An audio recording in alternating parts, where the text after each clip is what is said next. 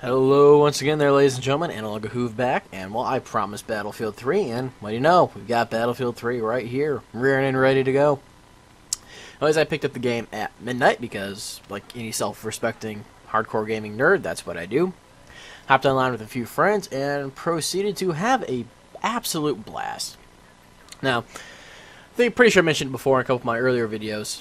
Well, I only have a couple earlier videos, so at least mention it in one, but I'm definitely a big Battlefield fan. Really Bad Company 2 got me into it, and just ever since that, it's hard playing something like Call of Duty. This is simply so much more strategic. I mean, it really, I think, benefits the smarter player more so than Call of Duty, which really benefits the player with the super fast reaction times.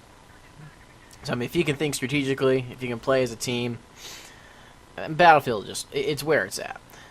And add into the equation the fact that this game is just absolutely gorgeous. They've upped the pace of it considerably over Bad Company 2, and it is just absolutely great. I mean, there's a few things here and there that might need smoothed out.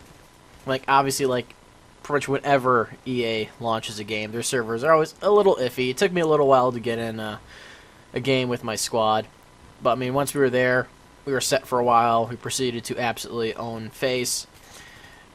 And, I mean, once again, if you're in a squad, that's what's going to happen. If you know how to play, it's just so much easier to absolutely destroy people. But anyways, one thing I want to address is a lot of people have been complaining about the pace of this game. I mean, if you are coming from, say, Call of Duty, especially if you're a big Modern Warfare 2 fan, yeah, this is quite a step back in terms of the actual speed of what's going on. However, I will say, as someone who put about 500 hours into Bad Company 2, it's significantly faster than that game. And I had no problem with Bad Company 2, obviously.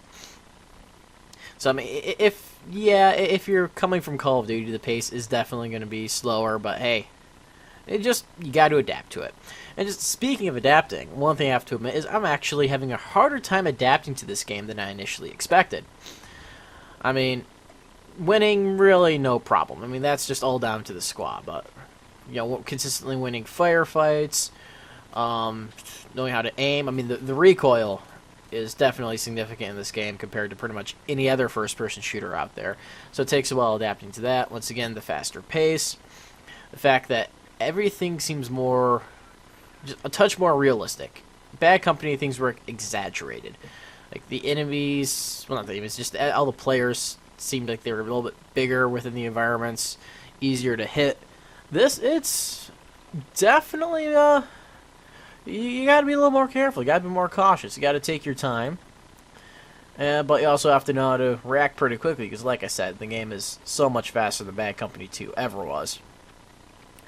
But still, it is definitely a great alternative to Call of Duty. It's just so much more fun and rewarding when you're in a squad. If you just like running and gunning, it may not be the best game for you. But in all seriousness, at least you got to give this game a shot.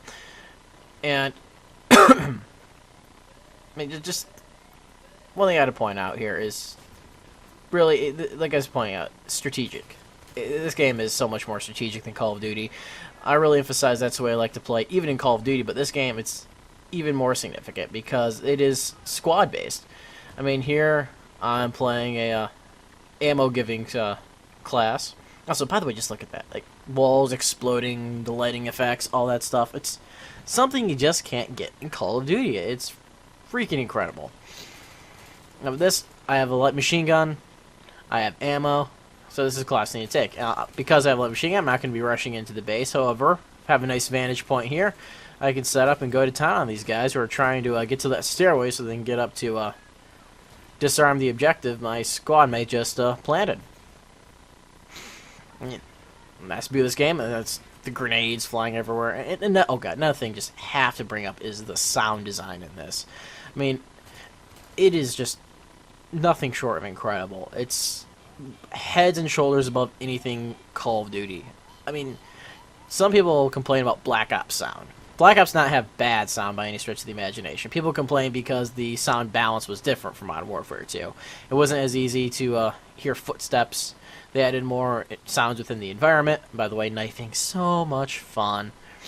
I actually have a friend who clocked over 7,000 knife kills in Bad Company 2. And mind you, this isn't commando lunging knifing like in, in Call of Duty. No.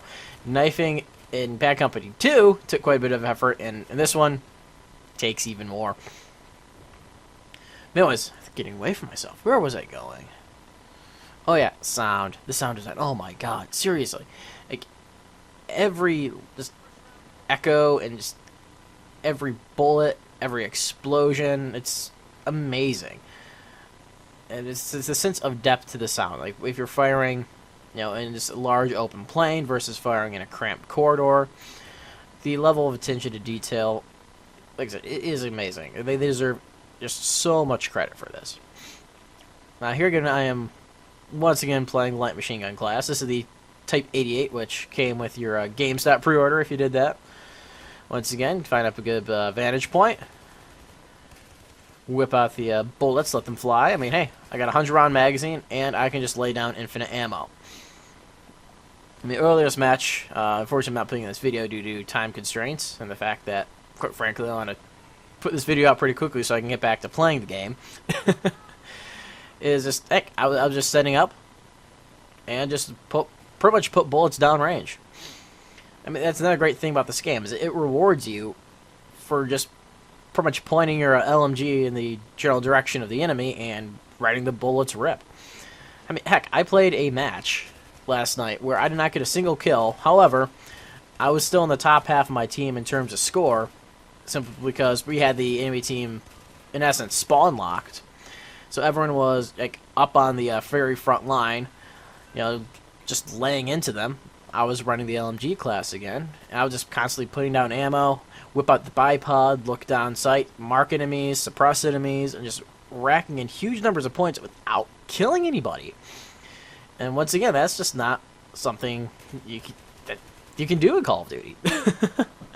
I mean, heck, I have friends who are not good at first-person shooters. However, they'll still be able to do just fine in this game. Heck, they did pretty good in Bad Company 2, which still have plenty of support classes.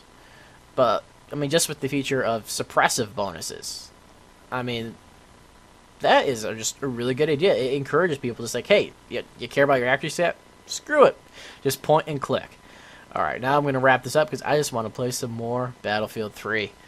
Alrighty, see you guys later. I'm out.